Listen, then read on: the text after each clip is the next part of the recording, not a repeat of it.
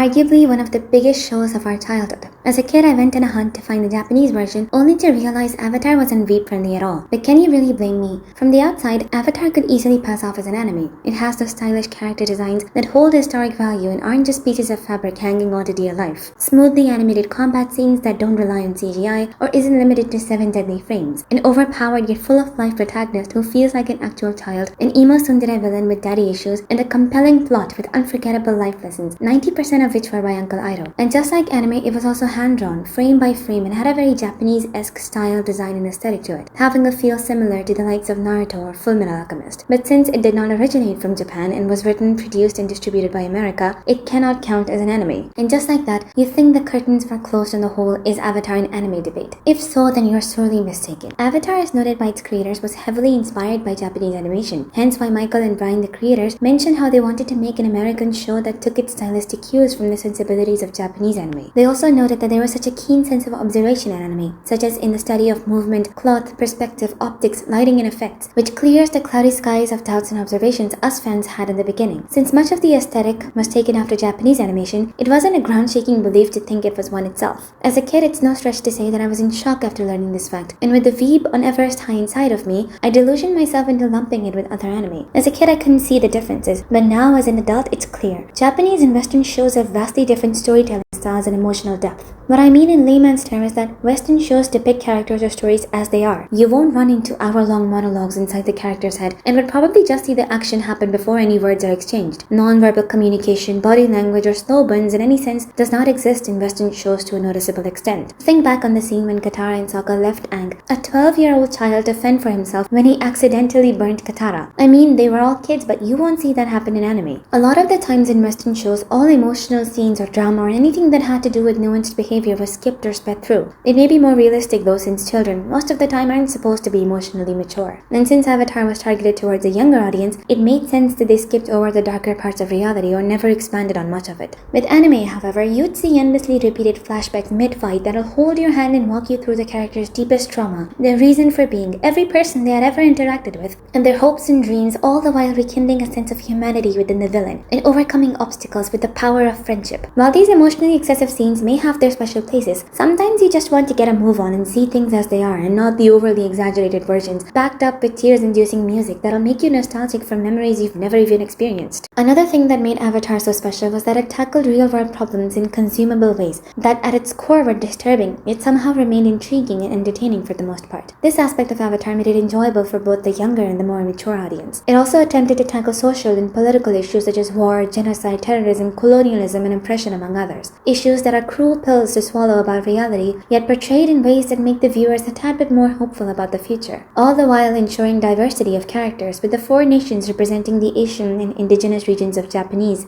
Chinese, Indian, and Inuit cultures, and also breaking down gender roles, such as how in the Water Tribe, only men were allowed to wield waterbending in battles, while women were always restricted to its healing properties. Sokka's entire character started off with him being your typical next-door sexist, which was mainly due to his upbringing, and being put into a position where he had no choice but to fend for the women of his tribe. But as he ventured outside and felt the touch of grass as he met the Kyoshi warriors from the Earth Kingdom, he grew out of his shell and had one of the best character developments. Avatar masterfully tackles everyday and large-scale social issues without losing sight of its main agenda, and building a world reminiscent of ours without delving too deep into its complexities. Every single episode was interconnected in the most beautiful of ways, and every character and plot point served as an important catalyst to enrich and move the story forward. The show also has one of the greatest rewatch values, with details taking more than a single watch to notice and unearth. In retrospect, it doesn't take a genius to understand how thoughtfully the story was crafted and brought to life. And even after almost 20 years, it's still just as revered and loved as it was when it first came out. Avatar may not be an anime by definition, but it will always be a masterpiece that transcends genres, staying with us for decades to come. I mean, how often do you see animated Western shows that don't have hidden agendas, that try to force weird ideas onto literal children, and those that keep on recycling the same old shows instead of making new ones? With how things are now, it's natural we lean towards past shows that were actually loved by their creators, and weren't mere tools for infinite money-making glitches. It's truly a sad world we live in, but that's not what Avatar taught us. Just as Iroh said, in the darkest times, hope is something you give yourself. That is the meaning of inner strength. And so among all the heaps of trash,